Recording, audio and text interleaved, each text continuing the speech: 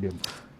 waaw démb nag Ousmane Sonko te en tout cas ni ma koy jàngataa te ni ma koy tàmmale Sénégalais yi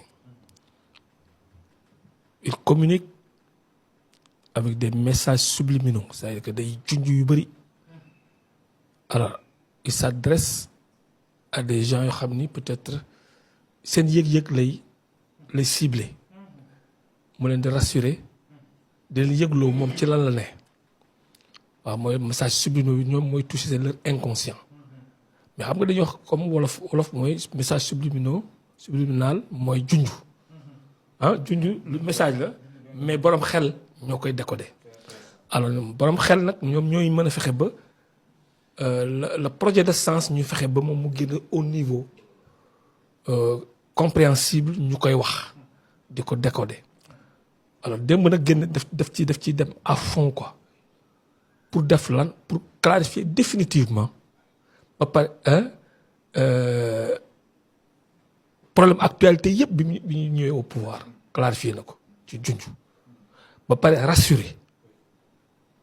rassurer ci deux choses ni entre lui et le premier ministre li nit ñi yëpp nañ dal seen xel dara xewul mën nañu ànd ñoom ñaar di reerandoo di añandoo di reerandoo waaye ku nekk may nañ la nga sa politique bi nga gëm yow nga doxal ko moom nag feeñal na ni moom politique bi muy doxal mooy projet bi moom amul nit amul doom amul yaay kenn ku ko mën a teggi kenn amul doole bu ko teggi ci loolu génn na ci junj yi mais aussi comme que nit ñaa ngi wax ni yaa dualité moo jomaay da ko kii wane ne may na jomaay li mu gëm ci gëm-gëmam ci politique moom it mu déroulé mais sur la question de l'État liggéey la laaj te liggéey boobu amul kenn ku ko mën a tënk pour du liggéeyal état bi te loolu Sénégal la tax muy defalu ko jomaay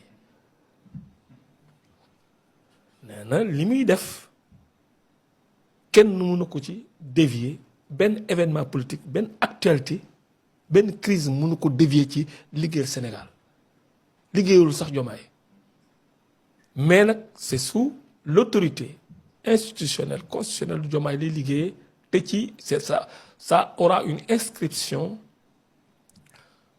dans son bilan de jomaay donc loolu séddee na ko jomaay ni kon li ma lay liggéeyal c'est pour toi mais je le fais pour le peuple c'est pourtant pour ton bilan mais je le fais pour le peuple et c'est ça mon engagement mun nag revenir sur les fondamentaux de principe ni ñun dañu dénkoon projet moom lañ jaay ak Sénégalais yi c'est pas normal on peut pas comprendre ñu jaayee ko loolu ba gars yi jënd ko fal ñu ñëw au pouvoir di def leneen loolu pour loolu c'est de la trahison moom loolu kenn ko ci gis loolu clarifié na ko aussi c'est dur c'est sec mais il a voulu le dire pour rassurer le peuple ñi toog di kii mu leen rassurer wu nañ ma jàppale ci liggéey bi parce que y avait le 8 avant le 8 après le 8 après le 8 mooy la clarification finale et définitive donc débat xajutu fi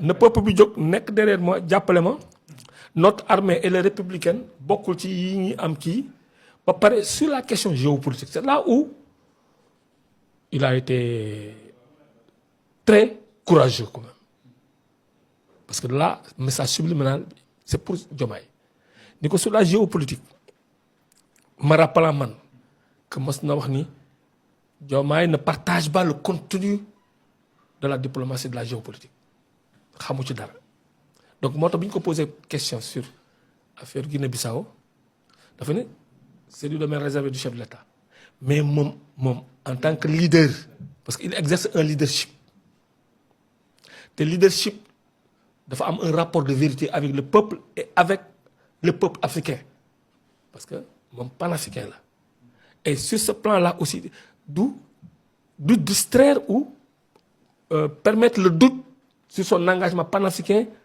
au peuple ou à la jeunesse africaine sur la question de Guinée-Bissau combine la sur la question de la CEDEAO tout le monde sait quelle est sa position de la CEDEAO ça veut dire que moom position bi mu am y a carrément une divergence. Et ça, moi, je l'ai tout le temps dit au début, le 4 avril, daaw. Dans son premier discours, Diomaye bi mu defee le 3 avril le prêter serment, le 4 avril mu def discours solennel du 4 avril. Ci la moom Diomaye wane ni en fait il a une orientation politique qui n'est pas celle de son parti. À travers quoi moom it day lancer ay messages subliminaux. Sonko di ko décoder ñoom ñaar ñëpp dañu koy sànnante. Mais dem nañ ba loolu Sonko def ñu goon clarifier na ko léegi définitivement message subliminaux yooyu amatut. Message subliminal mooy lan premier discours mu génne la figure emblématique de référence pour lui mu ni Senghor. Il ne cite pas Mamadou Dia. Ça c'est un conflit des référentiels historiques parce que kii mu jël comme référence Senghor moo éliminé la référence de Diomaye de Sonko. Senghor moo éliminé Mamadou Dia moo ko trahi sax. Alors s'il se réfère à quelqu'un qui a trahi la référence de Sonko, premier divorce, dans un premier discours, je dis, ah, ça c'est très fort. Peut-être que les Sénégalais, dans l'enthousiasme, l'émotion, ne retiendraient pas. Mais moi, je le retiens en tant qu'analyste, sémiologue, géopoliticien. Gisnani, c'est majeur et la suite va nous édifier. Et j'ai commencé à repérer, à observer. Et finalement, à chaque fois, vous devez écarter, me souligner, finalement, me conclure, le divorce est là. Et les Sénégalais le sauront. À cette époque, beaucoup de gars de Pastef me critiquaient. Mais maintenant, il n'était pas à mon niveau d'analyse. Oui. Parce que moi, je faisais des analyses prédictives. Effectivement. Mais maintenant, ñëpp fekk nañ ma ñëpp non ñoo ma gën a sori sax ci affaire boobu yoo xam ne mën maa ko lancé woon. Donc voilà ce que Sonko règle et de manière définitive. Nee na le plan de redressement est la clé de la solution radicale. Ku am une proposition meilleure na ko proposer. Parce que dañu am ndono dañuy def des handicaps légués, handicap financier légué mooy déficit budgétaire, endettement, surendettement, crise de l'endettement. Ba pare dans une situation d'un grand appauvrissement du Sénégal, face à ça, où tu es exposé à ne plus pouvoir lever des fonds dans le marché financier, qu'est-ce qu'il faut faire comme redressement? Mais c'est compter sur compter sur les ressources domestiques concernées sur le Sénégalais. Mais il précise, et ça il le dit, et moi je l'avais dit aussi. Mooy lan pour faire ça, il faut du leadership. Parce que lan ngay def, tu fais supporter à ta population des coûts de transition, des coûts sociaux de transition, coûts économiques. Moom la Sonko di wax ni ñi réussir loolu yëpp dañu sacrifier une génération. Man loolu je l'appelle coûts sociaux de transition. Et je l'ai dit aussi écrit.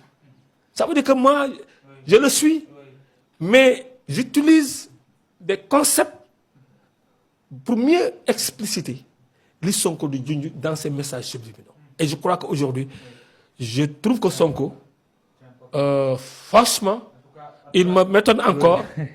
Et gën naa jébbaluwaat encore. Tu as un peu résumé li xew depuis le 3 avril. Depuis le 3 avril ba léegi jusqu'à présent. loo xam ni leeraguloon ci bët nit ñi. léegi mi ngi leer. Sonko di ko dund ci biir ci suuf. Après mu ñëw di ko junj ci ay wax. léegi mu génn nag def une grande démonstration wane ni le peuple est avec moi.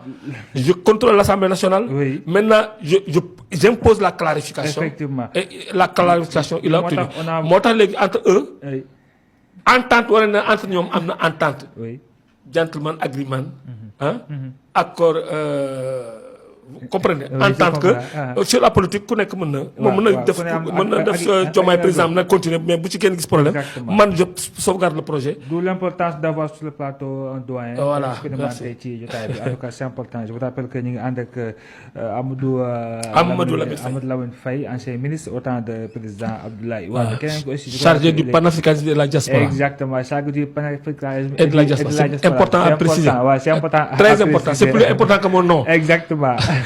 Merci beaucoup monsieur le ministre. Parce que c'est cahier de charge d'un État là. Exactement. Où c'est vos deniers, vos impôts qui ont été utilisés pour me payer, pour gérer un